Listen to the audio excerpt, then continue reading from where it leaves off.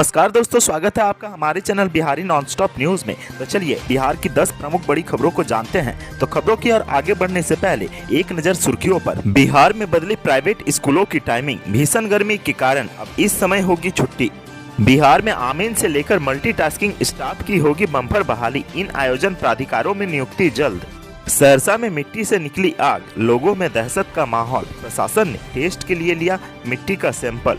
बक्सर में पारा 45 डिग्री के पार, 40 साल का टूटा रिकॉर्ड, मौसम विभाग ने जारी किया अलर्ट। पटना में धड़ल्ले से हो रहा है सफेद बालू का काला खेल, जेपी सेतु के नीचे गंगा में लाखों का होता है अवैध कारोबार। भागलपुर में 41 दिन बाद फिर मिले कोरोना के 2 मरीज, संपर्क में आए सभी लोगों की होगी जांच।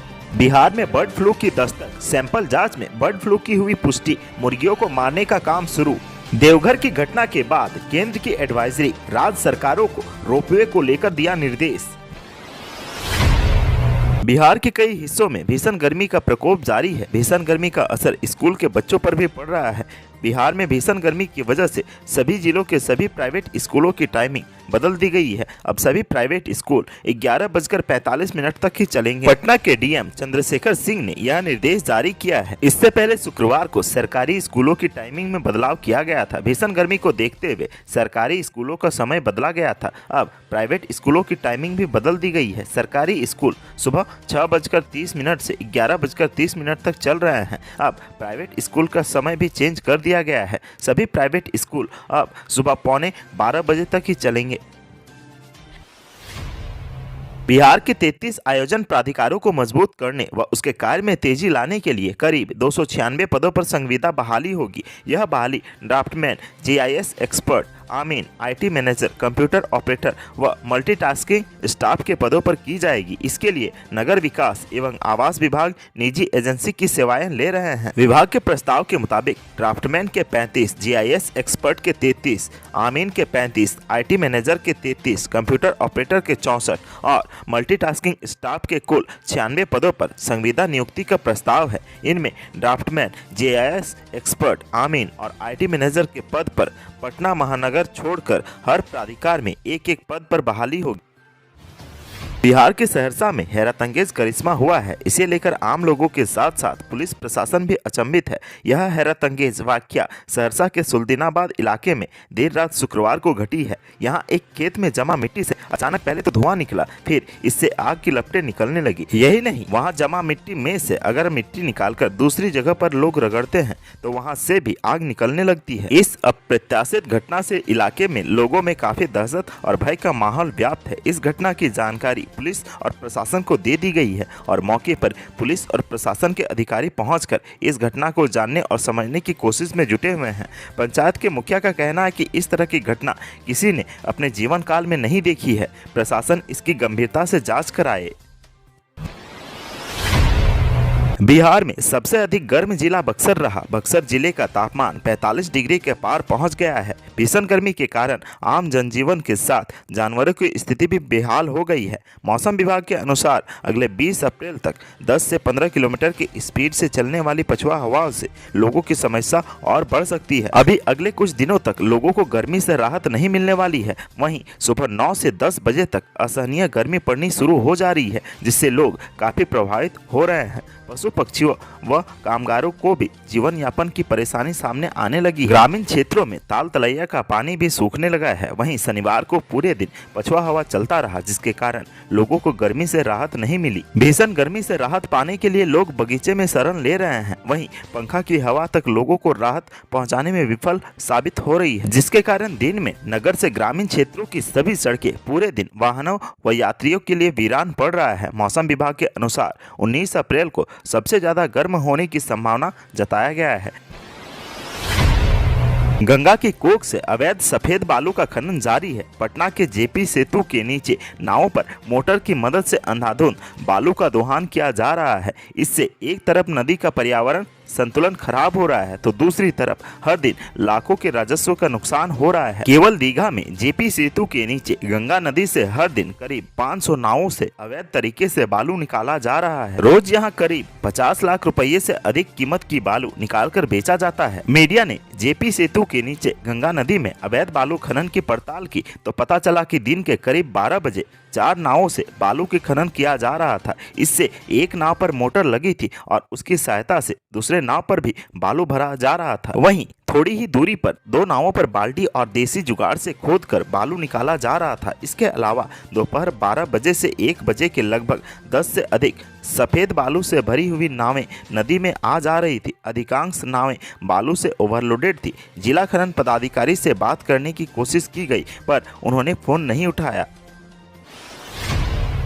भागलपुर जिले में 41 दिन के बाद एक बार फिर 2 कोरोना के मरीज मिले हैं। इससे पहले 4 मार्च को जिले में एक संक्रमित व्यक्ति पाया गया था। Civil surgeon doctor Umesh Sharma ने बताया कि जवाहरलाल नेहरू मेडिकल कॉलेज अस्पताल के RT-PCR जांच के बाद 2 महिला कोरोना संक्रमित की शिकार पाई गई है। भागलपुर जिले के धनौरा एकचारी निवासी 60 साल की एक महिला अपने बेटे के साथ 11 अप्रैल को इलाज कराने मायागंज अस्पताल आई थी। यह संक्रमित मिली है। संक्रमित महिला के पुत्र ने बताया कि 25 अप्रैल को अस्पताल में इनका ऑपरेशन होना था। बेड नहीं मिलने की वजह से हमने मां का कोरोना जांच कराया। इसके बाद घर लेकर चले आए। इसके बाद हमने अपनी मां को घर से अपनी बहन के पास उस्टू भेज दिया। दूसरी कोरोना पॉजिटिव मरीज 40 साल के लक्ष्मीपुर की रहने वाली है। ये मायागंज अस्पताल में इलाज कराने आई थी। जांच रिपोर्ट आने के बाद ये दोनों संक्रमण के शिकार पाई गई। अब विभाग इन दोनों महिलाओं की तलाश में लग गया है। हेल्थ विभाग इनके संपर्क में आए लोगों की जाँच के लिए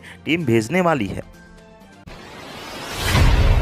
अगर आप चिकन खाने के शौकीन हैं तो हो जाइए सावधान, क्योंकि बिहार में बर्ड फ्लू ने दस्तक दे दी है। सुपौल के छपकाई गांव में पक्षियों के सैंपल जांच में बर्ड फ्लू की पुष्टि हुई है, जिसके बाद एहतियात के तौर पर गांव में पशुपालन विभाग के कर्मियों की तैनाती कर दी गई है। वहीं आसपास के इलाकों में मुर्गियों को मारने का काम शुरू कर दिया गया है। बर्ड फ्लू की पुष्टि होने के बाद इलाके के लोगों में हड़कंप मच गया है। पशुपालन विभाग की टीम ने गुरुवार को गाँव से 1 किलोमीटर की परिधि में मुर्गियों को नष्ट करने का काम शुरू कर दिया गया है, जबकि 9 किलोमीटर परिधि के क्षेत्र की जांच भी शुरू कर दी गई है। पशुपालन विभाग के निदेशक के आदेश के बाद गुरुवार को डीएम कौशल कुमार और एसपी डी अमरकेश संयुक्त आदेश के बाद रैपिड रिस्पांस टीम का गठन कर पक्षियों को मारने का काम शुरू कर दिया गया है। मुर्गियों की किलिंग के लिए पशुपालन विभाग ने 4 टीमों का गठन किया है।